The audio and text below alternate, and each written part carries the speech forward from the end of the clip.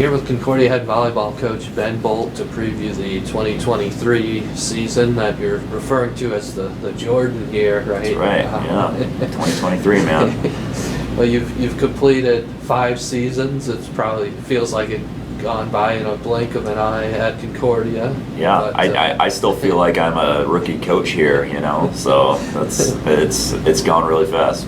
Well, wanted to say that I mean, it seems like so many people in the program talk about how there's, a really close culture, really family type of atmosphere. And I guess how rewarding is it just to know that things have kind of maybe come together the way you might have hoped in that regard? Yeah, no, just going through a career of, just being in sports and everything, it's you kind of figure out what is important to you and all that stuff. We've been at a lot of places and learned a whole lot of things, and I feel like Concordia has afforded us the opportunity to have a program and have it be how we feel it should be. It's just one of our big goals is to really teach life through volleyball, and things that are important to us. I mean, we talk about our core values: love, trust, hard work, sacrifice, and that didn't just come from this is what we're gonna do. I mean, that was I still remember Angie and I we were in Nebraska driving to and it was Alabama, so we're in a car for 14 hours, and we're like, what's really important to us, and all that stuff. So, that stuff is the core values, the things that we teach. It comes from the heart, and this has been just a really awesome experience for us to be able to share that with our group. Looking ahead at 2023, every all-conference player from last year is back, and you have a lot of upperclassmen leadership. What kind of dynamic does that create when you're in preseason like this and so many people back? It creates an awesome dynamic. We have some people who have been there before, and are people who are newcomers. They can feed off of that energy, and there's high standards that we're all here for, and we hold each other accountable to those standards. But we do it, with an aspect of care and accountability to it, because those players have been through where everybody's at right now, so they can speak to it. They can take them through the experience, and they understand where everyone's at. So it's been an awesome dynamic. A couple of those upperclassmen, of course, are Cam Opfer, Bree Birtwhistle. It's been out. People have known now for a while that they were coming back for another year. How do you maybe put into words what they've meant to the program and how great it is having them still around right now? Yeah, same idea. Just they've been here before, and I think that I wouldn't want them to have been here without any purpose, just to come back. I think that they want to be here. I think they want to win championships. I think they put in the work for it, and so they're motivated to be back. And if they would have come back without any purpose, I don't think that would have been a good scenario. But they're back and they're motivated, and it's I'm really excited to have them be a part of the team. Of course, Bree and Cam were All-Americans, and so too was Gabby Nordiker last year. It's year 4 for her as a Bulldog. I guess in what areas have you seen the most growth from her over time? Honestly, it's coming down to leadership now.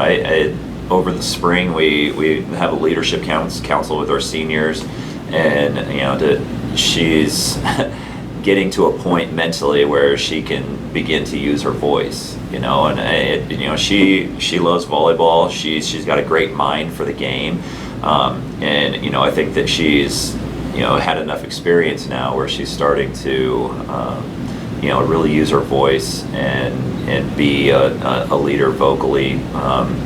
So I've seen a lot of growth in that, and we're always going to work on our skills and working off the net and getting on the net. That's always something that we want to set a standard in as middle blockers. We want to be blue collar, hardworking middle blockers, and so we're always going to have that kind of stuff. But I've seen a lot of growth with her in our leadership. Mm-hmm. Well, I mean, I guess a lot of people like to talk about the hitters and the people that put points away, but I know you. Very important to have people in the back row that are doing their job too. It was, I guess, a couple years ago an inexperienced spot, but now you've got people there too that have been in the program for 2, maybe 3 years. What have you kind of seen from that group? Yeah, we were talking about that. I think a couple of days in, we have, you talk about people who don't get recognition. They're like an offensive line or a defensive line. They just, people assume that, they're going to push people around and, they don't get a lot of the accolades. But 100%, we call it first contact. Our bros in the back row, our DSs in the back row, they're most of the time handling our first contact. And when they keep us in system, then it makes everything else run really well. And so that position group, there hasn't been a lot of hesitation in that position group. People are, making plays. There's not people out there wondering, where do I go and all that stuff. So it's been really good. Yeah, we don't have any freshmen in the DS libero position group this year. So they've been really getting after it. I thought I'd mention just a couple of the other players that were all conference last year. Carly Rodaway and Ashley Keck. And Ashley was the conference freshman of the year. They're two key players on the pins. So what about them has made them effective for you? Yeah, Carly. I talked about leadership with Gabby, but Carly is she's got an amazing voice, and she's really come in being a leader with her voice this year. She's a lefty, and she's really crafty on her attack. She hits some funky angles, which is why she has a good hitting percentage. And she's a good blocker also. So she's kind of just an all-around volleyball player, and somebody who people trust out there. And Ashley, she's really, really explosive, and I think that she's done a really good job of just being able to. Here's something that we say with our outsides. I mean, they get all the crappy sets. Not to rag on our setters or anything like that, but when we're out of system, we have to throw that ball high up to our outside hitters, and they got to do something with it. So she's done a really good job, Ashley, of being able to get her feet to the ball and be a high percentage attacker when the ball isn't perfect. So those are things that we rely on our pins for. So yeah, there's a lot of trust that comes with that, but just she's got more experience under her belt now. As we record this, you're almost a week into preseason. Maybe we could talk a little bit about what you've seen from the newcomers. I know Ella Waters is one, a transfer. There's so many people back, but how do you see kind of some of the new players impacting this team this year? Yeah, we'll see. I mean, just the fit and the flow has been really good so far. So I mean, we'll see how people come in.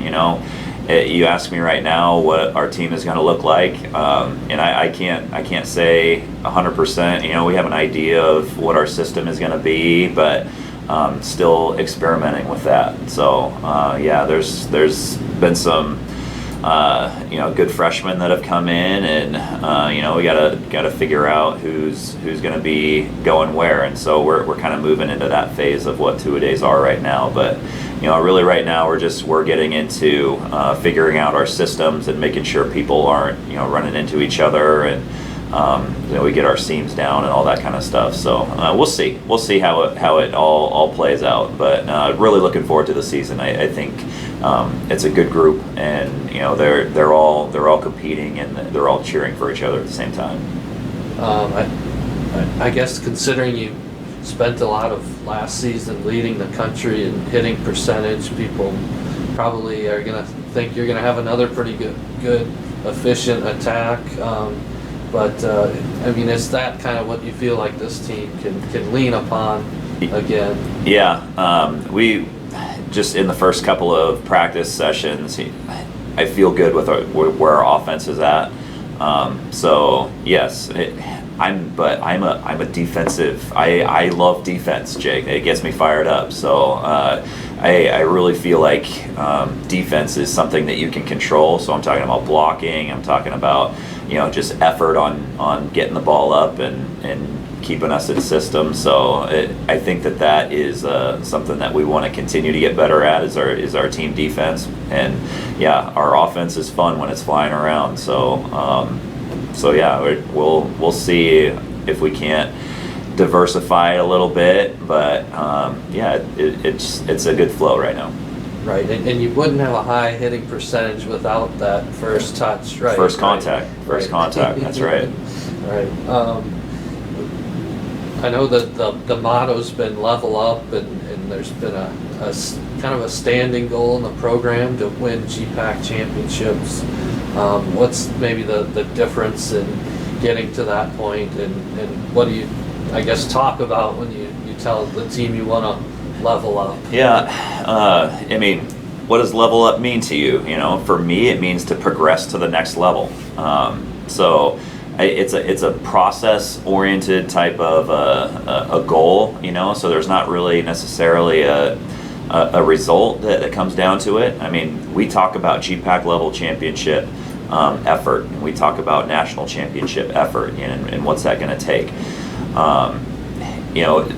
That is something that is a big goal of our team, is to win a GPAC championship. It's been a standing goal since we've been here, for 5 years.